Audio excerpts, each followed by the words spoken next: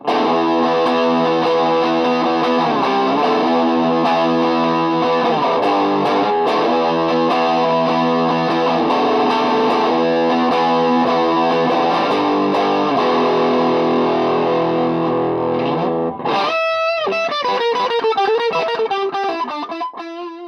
friends, welcome back to the Guitar Max channel, and today we are going to look at an amplifier for when you just need that real quality tube tone, but you don't want to sacrifice features and go with an actual old clunky vintage amp. So this here is the Blues 20 Overdrive Special Tube Combo Amp from Bootlegger Guitar. This is a real old school analog hand-wired tube combo amp. But it combines a set of features that bring it into modern amp usability territory. It's basically an old school amp, but with all the bells and whistles. Now, I've checked out stuff from Bootlegger Guitars before, but actual guitars, and also one tube overdrive pedal. But this is the first amp from them that I've been able to play through. And now I've borrowed this amplifier for the demo, and it's a beautiful amplifier, and so I'm really trying hard to not scratch it. Okay, so let's go over the basic specs first, and then we'll get into all of these different features and the different tones that you can get out of it. And what I've done here is I took this amplifier over to a rehearsal studio where I could really crank it up, and then I shot my demo footage over there. But we'll get to that in a minute. Essentially, this is a 20-watt tube combo. It's got a single 12-inch Celestion Vintage 30 speaker.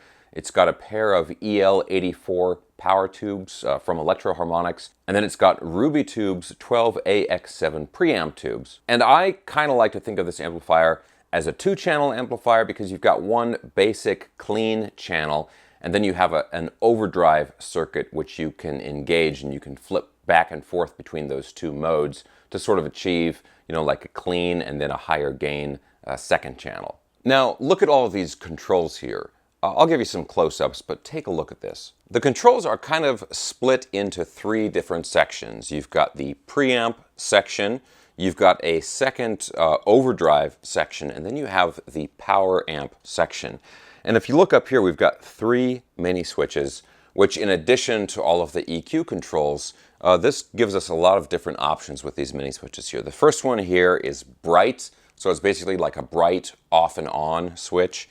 Next to that, we've got a mid boost off and on, and then we've got a third switch here, which goes between rock and jazz. And I'll talk a little bit more about this, or you'll hear it in action when we get into the demo. But the rock setting adds a lot of lower end power to the amplifier. And all three of these switches make a really big difference in the tone. So this is definitely an amplifier that you can really get a wide variety of tones out of. Now, the overdrive section has drive and level controls. And like I mentioned earlier, this section you can switch off and on through a foot switch or through an extra switch on the back panel, which I'll show you in a second. And then down here, we've got the power amp section, which is your presence control, and then the master volume. And then on the back panel, we have even more controls. So we've got these two switches here, which can be controlled manually with the switches or through a foot switch, and the foot switch is included with the amplifier. But one is to toggle the overdrive section off and on, and the other one has an additional preamp boost. So this will boost the initial input to the preamp even higher. So it's kind of like the equivalent of taking an overdrive pedal with the distortion or the gain all the way down, but the level very high, right? So it doesn't really add like distortion to the signal, but it just makes the input level a lot higher. Anyway, let me show you some of this stuff in action. So let's go ahead and get into the demo, and I'll kind of walk you through a bunch of the different sounds that we can get out of this amplifier. Now, for the demo, I'm using a pretty basic Strat with a humbucker in the bridge and a single coil in the neck pickup, so keep that in mind. But now, real quick guys, as always, if you enjoy videos like this, checking out new guitar gear, and also staying up on all the latest news in the guitar universe, and you have not already subscribed, please consider subscribing right now. Okay guys, now let's take a look and listen to this demo footage that I shot at the rehearsal studio, because just as a reminder, this is only a 20 watt amplifier, but it's 22 watts. This amp gets really loud, and I was able to really crank it up in the studio. So let's take a listen to how it sounds.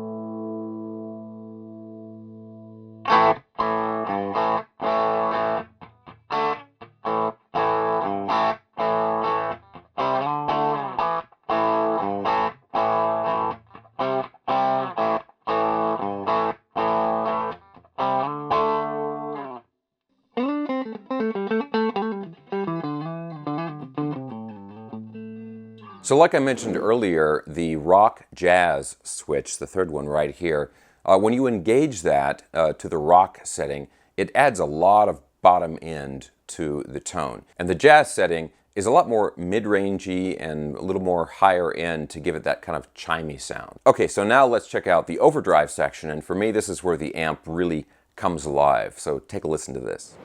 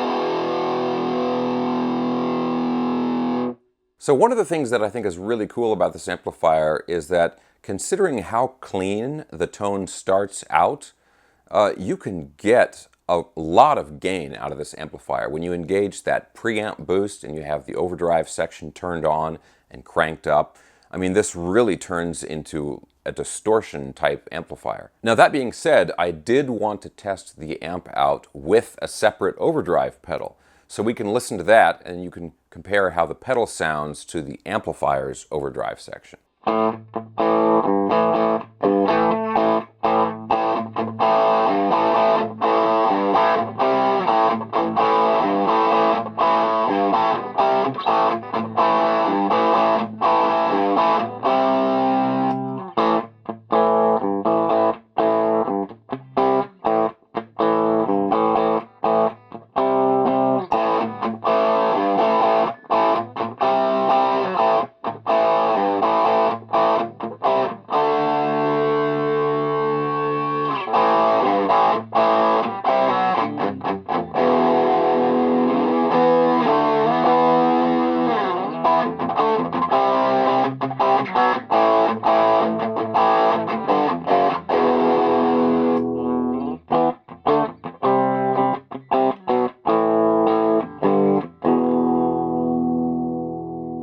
All right, so the thing with the overdrive there, that was my Boss SD1 pedal, which I love.